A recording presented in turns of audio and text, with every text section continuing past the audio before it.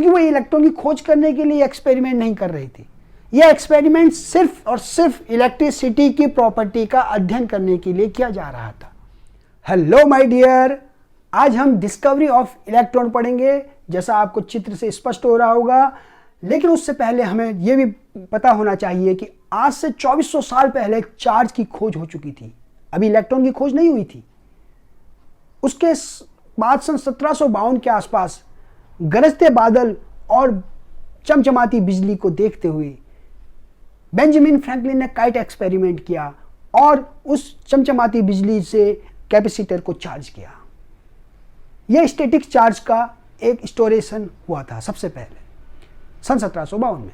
फिर उसके बाद सन 1800 ईस्वी में अलेक्जेंड्रो वोल्टा ने एक छोटा इलेक्ट्रोकेमिकल सेल बनाया था, जिसमें उसने क्या करा, एक जिंक और एक कॉपर के 2 इलेक्ट्रोड लिए और ब्राइन सॉल्यूशन के माध्यम से एक इलेक्ट्रोकेमिकल सेल बना के इलेक्ट्रोकेमिकल रिएक्शन कराई थी और बिजली का प्रोडक्शन कराया था, जो आगे चल के बैटरी के निर्माण में सहायक हुआ। तो बैटरी का जो निर्माणकर्ता कहलाते हैं हेनरी वोल्टा कहलाते हैं। अभी भी इलेक्ट्रिसिटी जनरेशन का कार्य रेगुलर रूप से नहीं हो पाया था। सन 1831 में माइकल फैराडे ने एक एक्सपेरिमेंट किया, जिसमें उन्होंने कॉपर कॉइल और मैग्नेट के रस के हेल्प से इलेक्ट्रिसिटी जनरेट करी थी, मैग्नेटिक फ्लक्स सिद्धांत पर। यही आगे चलकर आज बड़े बड़े टरबाइनों में सिद्धांत प्रयोग में लाया जाता है और बिजली का जो रेगुलर प्रोडक्शन है वो इसी सिद्धांत से हुआ है। अभी भी हम इलेक्ट्रिसिटी तो जनरेट हो गई, लेकिन उससे लाइट का प्रोडक्शन नहीं कर पाए थे, तो रात अभी भी हमारी अंधेरी में थी। इसी में 1879 में थॉमस एल्वा एडिसन ने बिजली के बल्ब का आविष्कार किया। इससे हमारी रातें रोशनी वाली हो गई। लेकिन अभी भी इलेक्ट्रॉन के बारे में कोई डिस्कवरी नहीं हुई थी। जो आप पीछे डिस्चार्ज ट्यूब एक्सपेरिमेंट देख रहे हैं, इसकी शुरुआत 1850 ईस्वी के आसपास में 1850 में माइकल फैराडे ने करी थी और अन्य साइंटिस्ट ने भी इस डिस्चार्ज ट्यूब एक्सपेरिमेंट में काफ़ी योगदान दिया। लेकिन इलेक्ट्रॉन की खोज अभी भी उनसे नहीं हुई, क्योंकि वो इलेक्ट्रॉन की खोज करने के लिए एक्सपेरिमेंट नहीं कर रही थी। यह एक्सपेरिमेंट सिर्फ और सिर्फ इलेक्ट्रिसिटी की प्रॉपर्टी का अध्ययन करने के लिए किया जा रहा था। अब डिस्चार्ज ट्यूब के बारे में थोड़ी सी जानकारी दे देते हैं। डिस्चार्ज ट्यूब एक पतली सी कांच की ट्यूब होती है, सील्ड ट्यूब होती है, जिसमें 2 मेटल के इलेक्ट्रोड्स होते हैं।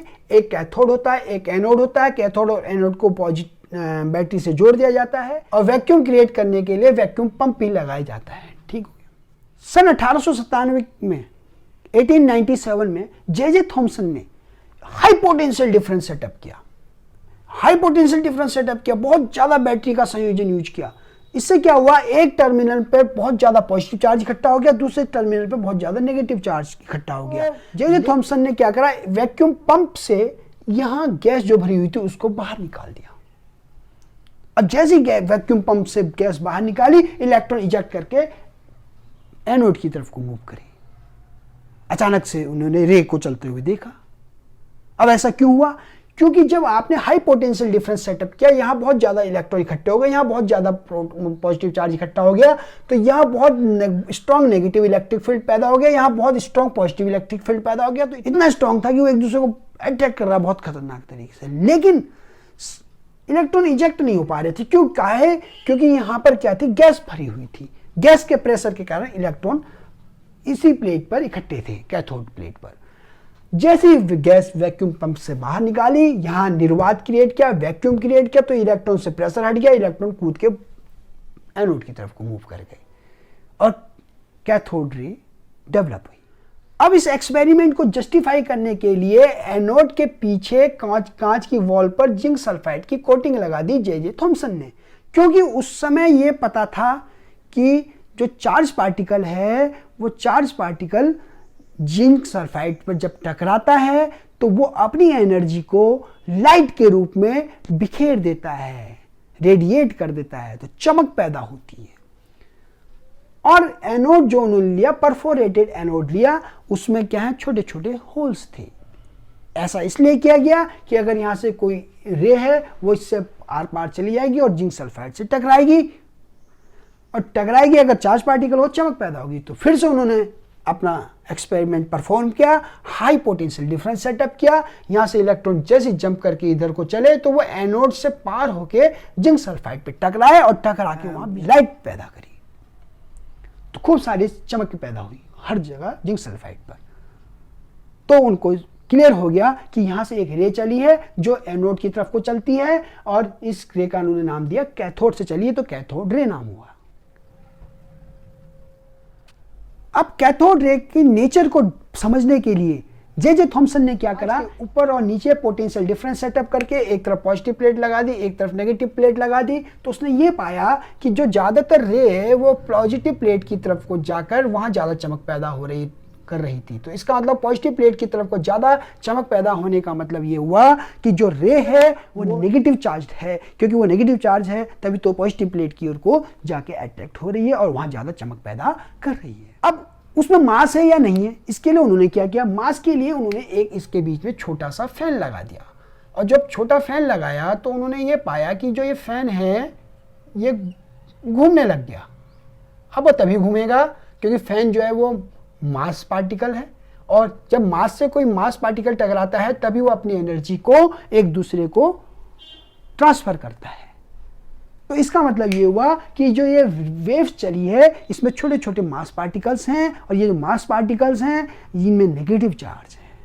ठीक हो गया।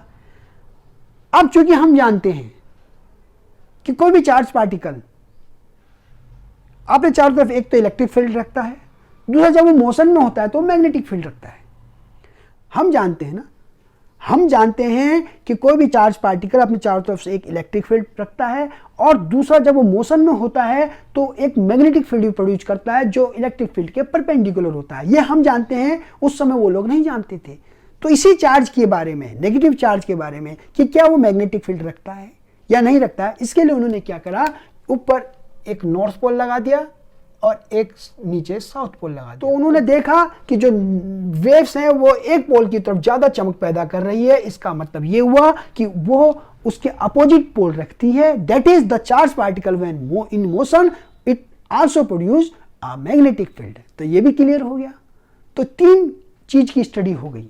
पहला कि जो कैथोड रे है उस नेगेटिव चार्ज है, दूसरा कि वो जो नेगेटिव चार्ज रे है वो मास पार्टिकल रखती है, पंखा घूमना बताता है, तीसरा कि वो जो चार्ज पार्टिकल है जब वो मोशन में होता है तो वो मैग्नेटिक फील्ड भी रखता है। जे थॉमसन ने उस स्मॉल नेगेटिव चार्ज पार्टिकल जिसका अपना कोई ना कोई मास है उसका नाम इलेक्ट्रॉन दिया।